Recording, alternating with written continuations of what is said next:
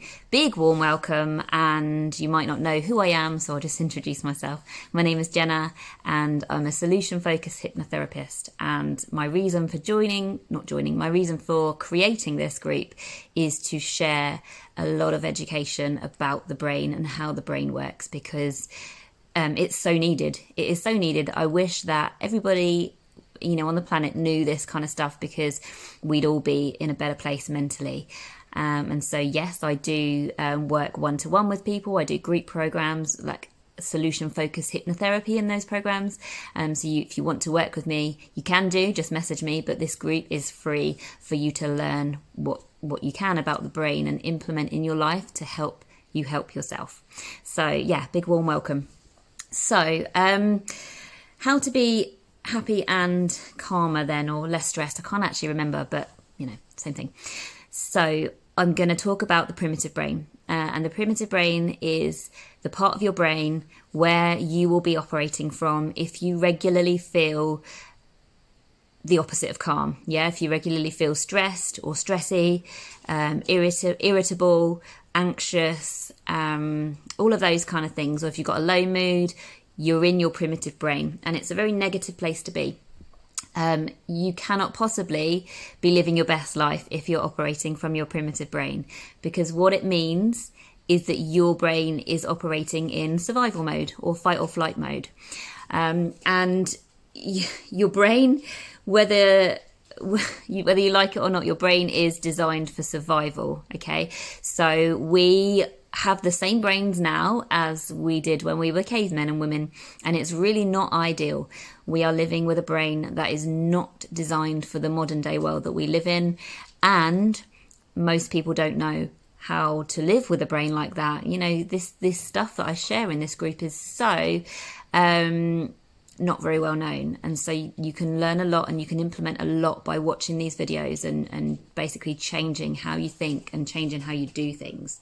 So as I said then, your primitive brain is negative, and your primitive brain does not care about your happiness, doesn't care about how much enjoyment you get in life. It does not care how unhappy you are, because its job is to stay alive. Your brain's job is to stay alive, and anything else doesn't matter. So this is why, if you're in a really difficult place, if you're struggling, whether it's with anxiety or depression or stress, whatever, it can take for it to get so bad before you get help.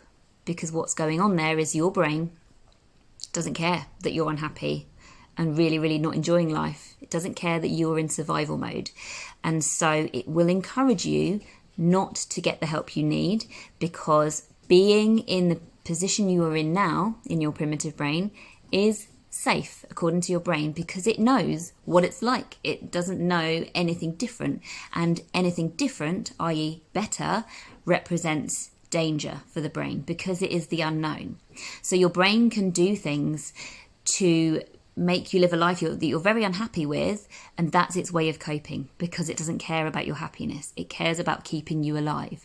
So if that is inducing a panic attack, so be it. Doesn't care. Okay, so anxiety is a very, very horrible thing to suffer from. I've had it in the past myself before I became a hypnotherapist, and it's just a classic coping mechanism of the brain, which will happen if you are stuck in your primitive brain. Okay, and also when you are in your primitive brain, it might not be that bad, but it might be still that you are living your life in your primitive brain, and your brain, when you're in that state, has certain coping mechanisms, and those coping mechanisms can be different for everybody. It depends on your upbringing, depends on genetics as well, depends on the things that you do, but those coping mechanisms help you keep moving forward, and that could be, for example, stress eating, or procrastinating, or spending too much time on your phone. Those things give your brain quick wins, quick feel-good hormones to keep you going, okay? Even though, if, for example, you're trying to improve your diet, or you're trying to reach a certain weight goal, but every time you fall off the bandwagon, you have that constant cycle where, like, oh, I'll be better tomorrow, and then it doesn't happen. You end up succumbing to an urge to eat whatever unhealthy food it is. It's because your brain is urging you to do that coping mechanism to cope, because you're in your primitive brain.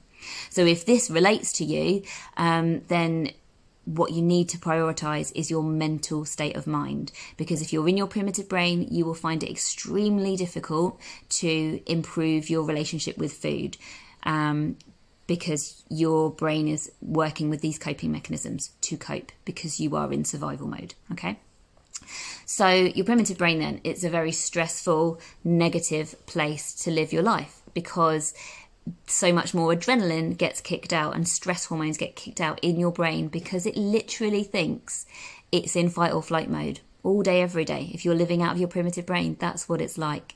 And if you suffer with anxiety, your brain will naturally go to the worst case scenario all the time, and your brain cannot tell the difference between real and imagination. So the problem there is that if you're suffering with anxiety and worrying about something that might never happen, inside of your mind, it's actually happening. And so what's happening is the chemical reactions in your mind are releasing adrenaline, cortisol, and other stress hormones, which are flooding your body and putting you in that literal fight or flight mode. And for some people and clients that I've worked with, that's day in, day out. That's the reality, and it is really not nice.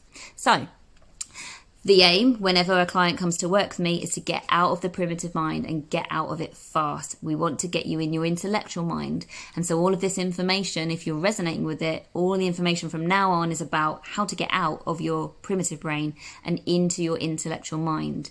Now, your intellectual mind is a much better, nicer place to be, okay? When we're in our intellectual mind, we're not in fight or flight mode. We're living our best life. Not in the sense that like everything's great, because life is still the same. It's just how you are living your life, because of the way the chemical reactions are working in your brain, because you are not in fight or flight mode. Okay, so when you're in your intellectual mind, you're able to be fully present. You're able to switch off. If you normally can't think about work, can't stop thinking about work, you are able to switch off when you're living from your intellectual mind. You are able to be fully present and not overthink or worry about what others think of you, for example. You have proper mental clarity. You don't suffer with brain fog or self-doubt or over-analysing things or over-questioning yourself or procrastinating or perfectionism. All of these things are primitive responses. Also, when you're in your intellectual mind, you really have that big picture. Sorry about the noise. My dog's just pattering around everywhere. When you're in your intellectual mind, you really have that big picture perspective. So yes, you may feel the urge to eat the whole tub of Ben & Jerry's, but if you're in your intellectual mind, you can absolutely just have a little bit and then put the rest back, because you've got that sense, that big picture. You have control of your feelings and your emotions, and therefore you can do what is right for you in the long term. Whereas when you're in your primitive brain, your brain doesn't care about the long term. It will do whatever it needs to do because you're in survival mode. And that can often be self-sabotage in either in a relationship sense, a work sense, a study sense, a diet sense, anything. So yes, one big change that you can do to help you stay in your intellectual mind is to notice the tone of your thoughts. Okay, because you're in a dialogue, and what I mean by that is what it's like to be inside your own mind, what the thoughts are that you think to yourself. That inner dialogue makes a massive difference, because if you are telling yourself negative things day in, day out about yourself or about the world, then that is going to affect your reality, because it's going to affect your emotions. And then your emotions have a chemical reaction so that you feel physical things based on how you are feeling. So for example, when you feel excited about something, you get a release of feel-good hormones. But whereas when you feel anxious about something, you get a release of stress hormones. Okay, so your emotions like automatically release chemical reactions all the time. So if you can manage to change your inner dialogue to be more positive and more kind to yourself, if you're somebody who's overly negative and critical about yourself, then you're going to be giving yourself a really hard time on the inside. Whereas if you can be kinder to yourself, you will not add things to your stress bucket unnecessarily. Now, that's the first time I've used that term, stress bucket. Okay, so I'll just explain what it means. Everybody has a stress bucket. It's a metaphorical stress bucket, okay? It's not a real stress bucket. But everybody has a metaphorical stress bucket in their mind. And every single negative thought that you have during the day goes into that stress bucket. And so when you're in your intellectual mind and it's the positive part of your brain that you're operating from, that stress bucket really stays low, okay? Because you do not let things get on top of you. You are able to stay calm, and you're not worrying about the past or the future or anything. So the stress bucket stays low and you are able to stay in your intellectual mind. Whereas when you're in your primitive brain and you're thinking negatively, and you're worrying or you're being irritated by things, then every negative thought that you have goes into your stress bucket and it fills up throughout the day. And the more it fills up, the less you feel in control of your thoughts and your feelings, and the less control you have over yourself and your emotions and the rest of the day. So it's really, really important to try to change your mindset. Okay, because a positive mindset will equate to a positive mind and will mean that you find it much easier to stay in your intellectual mind. So, before I carry on talking about this, I just want you to know that it is not your fault. Okay, if you are overly negative, it's not your fault because your brain is designed to be negative. Okay, as I said before, it's designed for survival. So, what that means is that the negative things in the world and in your perception have to outweigh the positive in order for you to stay alive. In the sort of context of the caveman days, when it literally was, a risky life, when there were saber-toothed tigers walking around. But life is different now. We don't need to be living in fight or flight mode. We don't need to be in our primitive brain constantly. And so yes, our brain is wired to be negative by default, but you can change that. You do have the power to change that negative default mode, okay? And so if you do have a bit of a woe me, my life is so rubbish compared to everybody else attitude, then you have the power to change that just like that, okay? Because your perception is everything. And what I mean by that is no single event or situation is positive or negative. How the human brain responds to it makes it positive or negative. Okay, so you can have the same situation happening and two people respond to it completely differently, and those two different responses will reflect the mental state that person lives their life in. So if you automatically assume the negative in situations, then your stress bucket is going to fill up so much more quickly than somebody who automatically sees the positive in things and is more positive in general. So try to look for the positive in situations. Try to notice what's been good. Try to not let negativity be the default tone or the dominating tone, either in your thoughts and also in the things that you talk about. Okay, it's so easy to just be negative all the time. This does take hard work and consistency to undo, especially if it's a bad habit of yours. But it is absolutely possible, and it is so worth doing because you will be changing how you're living your life. You will be really, really reducing what goes in your stress bucket. And this can be really, really hard, okay, because your makeup or how your brain is programmed depends on what you've lived through in your life so far. And everything you've ever experienced is stored in your subconscious mind. And so and remember what I said about negative things outweighing positive, if you've had like an ex-partner or somebody in your life that said something hurtful to you, that will stick in the back of your mind, in your subconscious mind, and then can affect how you live your life. Okay, so if I take an example that has more than likely happened to most people at some time in their school age, okay, school life, when you were a child, You may have had a teacher that you absolutely loved, but one day their stress bucket, the teacher's stress bucket, was a bit full and they lost their rag a little bit and they said something that they didn't mean. And you took that to heart because you respect their opinion and you were just a child. You just take everything that you see and hear when you are a child as gospel. You don't have the mental maturity to be able to analyse it and evaluate whether it's a good or a true or anything. You just take it as it is. And so you could have heard that hurtful comment as a child, and there it goes, stuck in your subconscious mind. Literally every single thing you ever experience, witness or hear throughout your life is stored in your subconscious mind. And you don't know that because it's not your conscious mind, but it's there. And it can therefore affect how you feel about yourself. It can affect your self-worth, your self-esteem, what you think you're capable of, your confidence levels, to the point where it's affecting your life, what you think you are, what opportunities you see. Okay, so going a little bit deep here, but how the subconscious mind works is that it is constantly filtering your environment to help you stay alive. Literally everything your brain does is to help you stay alive, and it's not relevant anymore, but it's just the way it works.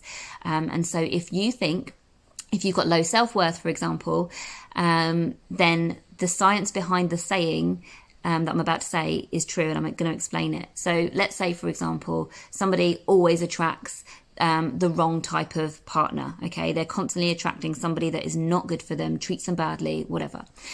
Your subconscious beliefs about yourself reflect what you see in the outside world. Okay, so your inner beliefs, your subconscious mind will look for evidence in the outside world that reflect what's on the inside. Okay, so therefore, if you think the world is a very negative place and that's your belief, then that's what you're going to see in the outside world. Okay, because your brain, your subconscious brain, will filter out anything that is not relevant to you and your world and your perception and your beliefs. So if your inner dialogue is very negative, then everything that you're going to experience is very negative. I've just gone very deep, much deeper than I intended to, but I just wanted to really get across how powerful this is. And even though it's difficult, do the work, and you can really, really help yourself. If you are interested in more about this and you want to discuss this, anything I've said, then please do message me, because like the hypnotherapy side of it can help you change anything that's stuck in your subconscious that you believe could be hurting you, whether you're conscious about it or not. Like, it's very, very powerful. I'm not here to sell to you, but if you are interested, please send me a message. So, as I said then, just to sum up, perception is everything. The tone of your thoughts and also the things that you say make a massive difference. And the more positive your mindset is, the more positive a place your mind will be, and therefore the happier and the calmer you will be able to stay. Because when our stress bucket is full, we dip into our primitive mind, we respond negatively, we are unhappy and we are stressed. Okay, the opposite of that is the intellectual mind. And so when you're in your intellectual mind, you can remain calm because your stress bucket is low. You have resilience, you have patience, you have tolerance, you have empathy, all the great things that you might think, oh, I wish I was that person. But if your stress bucket is full, you can't help how you feel. You can't help how you react when you are in your primitive brain. So I hope this has helped, and I'm going to leave you with a really, really powerful quote that I came across. I've come across it before, but I just saw it again recently, and I just thought it's perfect for this video. So perception is everything, okay? That is the key to this video. And let me finish with this. We are the lucky ones, this is called. So it says, if you woke up this morning with more health than illness, then you are luckier than the 1 million people who will not survive this week. If you have never experienced the danger of battle, the loneliness of imprisonment, the anger of torture, or the pangs of starvation, then you are ahead of 500 million people in the world. If you can attend any meeting that you want, political, religious, social, then you are luckier than 3 billion people in the world. If you have food in the fridge, clothes on your back, a roof over your head and a place to sleep, then you're richer than 75% of the world. And if you have money in the bank, in your wallet, and spare change in a dish somewhere, then you are among the top 8% of the world's wealthy. And if you can read this, i.e. if you were reading this, then then you are lucky than over 1 billion people who cannot read at all. So that really helps things put things in perspective, and is a real good example of what I meant by perception is everything. Okay, I'll leave that with you. Please let me know what your thoughts are. Any comments or questions you've got, either pop them in the comments or send me a message. And again, if you're watching this on replay, please pop a hashtag replay in the comments so I can come back and thank you. With that, I'll leave you to have a lovely evening. See you again next week. Bye.